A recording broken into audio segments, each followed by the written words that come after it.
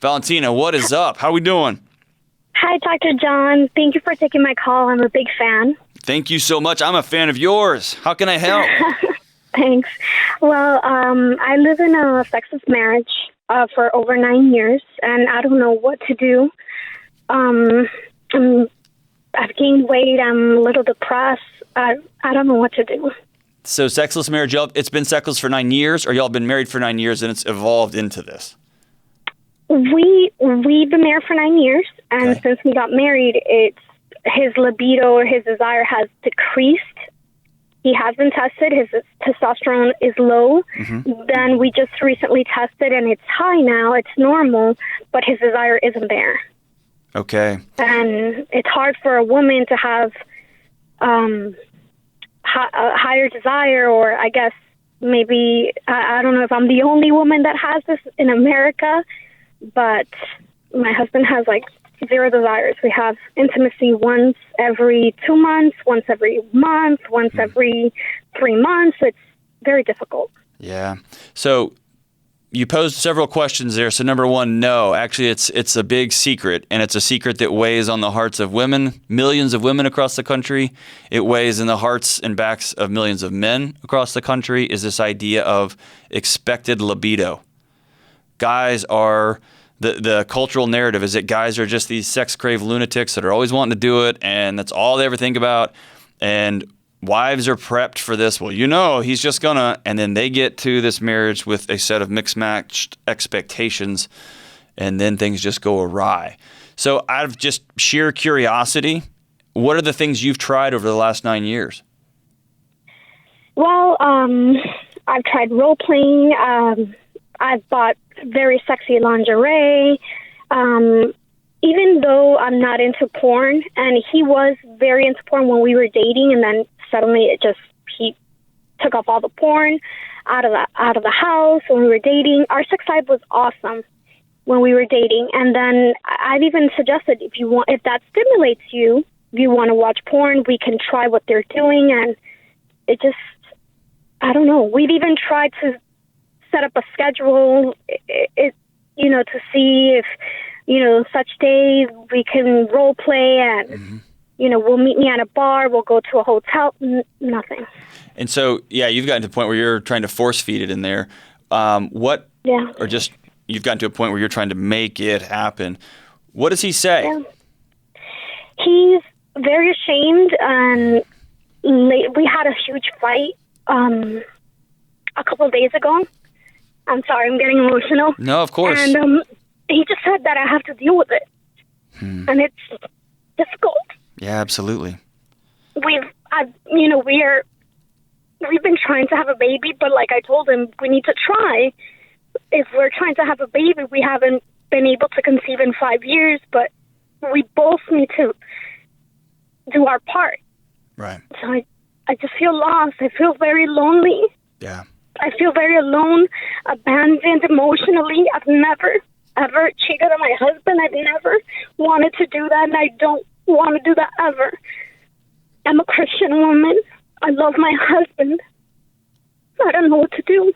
And I've sank into a little bit of depression. I feel I gained 20 pounds because of it. I don't know what to do. So number one, I want to applaud you for reaching out and being vulnerable, okay? Thank you for honoring me with your trust there, okay? Thank you. The second thing is trite as this sounds, this is more than likely not a Valentina issue, okay? And I want you to, high praise to you for giving it all you had, and for really trying to work through if it was situational based, if it was desire based, if it was all due fantasy based, whatever it happens to be. It sounds like you've put in the effort and the love and the care, and you've tried to really do your part there, and I salute you, okay? I want you to hear that. The other side of you just got to deal with it, that's not an acceptable answer to me. And so where this call is hard for me is I can't talk to him. Right. And so my guess is, well, I don't even want to speculate. There is so much that leads to low libido. There is so much that leads to the potential for sexless marriages. And it can be everything from, like you said, shame that's relational based all the way back from childhood. There could be this moment when you became girlfriend, you became wife, and he's got a picture of wife, which is really just an elevated mother, and guys don't like to sleep with their mothers, and so it could be this big psychological quagmire. It could be something not testosterone related, but something other, more medically biological related. It could be that he is finding himself attracted to men and not women. It could be 100,000 different things. And we've discussed that. Are you homosexual? Do you like men? He says no. He's not attracted to men. He's not a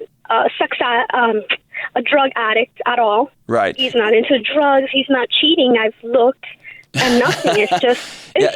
But so here's the deal. Listen. This is going to be hard to hear, but he is not a puzzle to be solved. Okay. And he's not a problem to be fixed. He's a person to be with, and what I'm guessing is the amount of shame he is walking through the world with right now is extraordinary. And people who are feeling shame, think of a backpack full of cinder blocks. And people who are carrying that around say things that they don't mean. They get frustrated at the world just because their knees hurt just taking simple steps. And so statements like, you just got to deal with it, that's not a statement of somebody who loves and cares and desires somebody. That's a statement of somebody who's hurting, okay?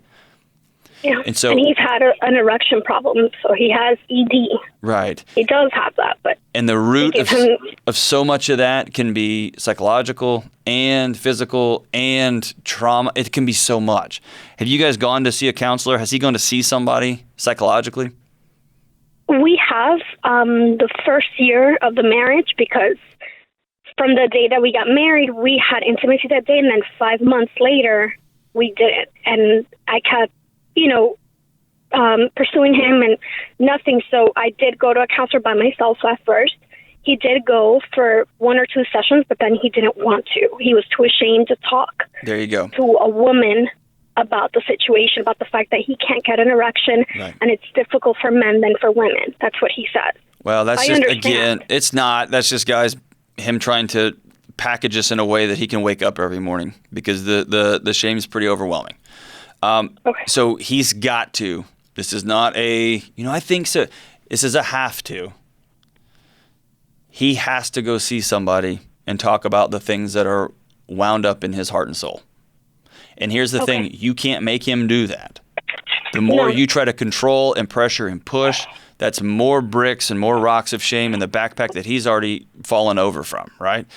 What you can do is you can go see somebody to deal with your frustration and your heartache.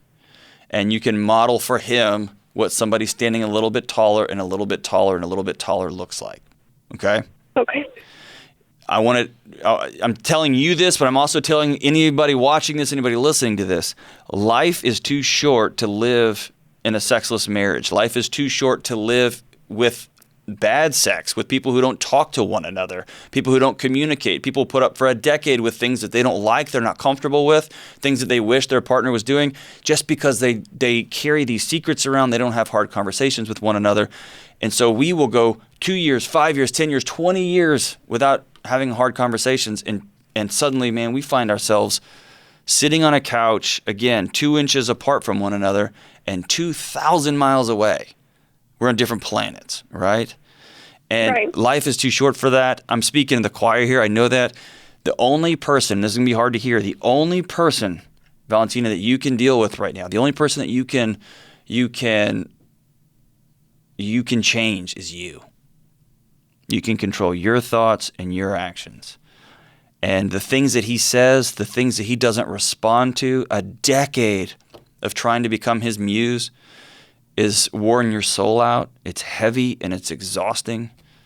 And I want you to walk with a professional counselor for a season to make sure that that doesn't become your shame that you're carrying, that somehow your value is diminished because you couldn't accomplish this thing in somebody else.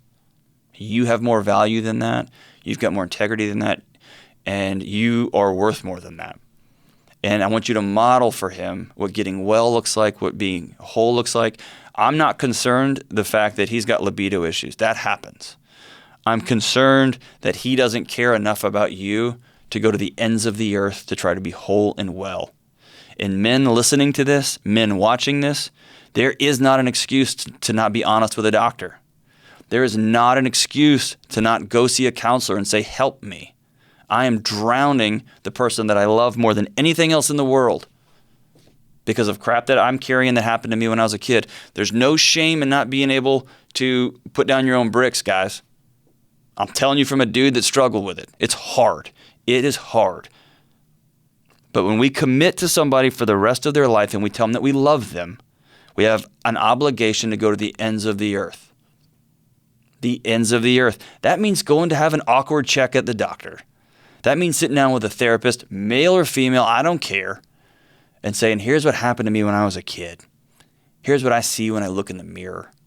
Here's what a wife meant to me growing up, and all of a sudden I was wildly in love, passionately in love while dating, recklessly erotic when we were dating, and now that we're married, I lost it. The whole role transmission, the whole thing changed. I'm terrified of being a dad, whatever the thing is. The combination of medical, psychological. Guys, go see somebody. And this is not just about sex. This is about depression. This is about anxiety. This is about guys who are worried about being good parents. I don't care what your issue is, guys, get over it. The world needs us to step up and start feeling. The world needs us to step up and start being vulnerable. The world needs us to step up and start being with people, not over them, connected to them, not in charge of them.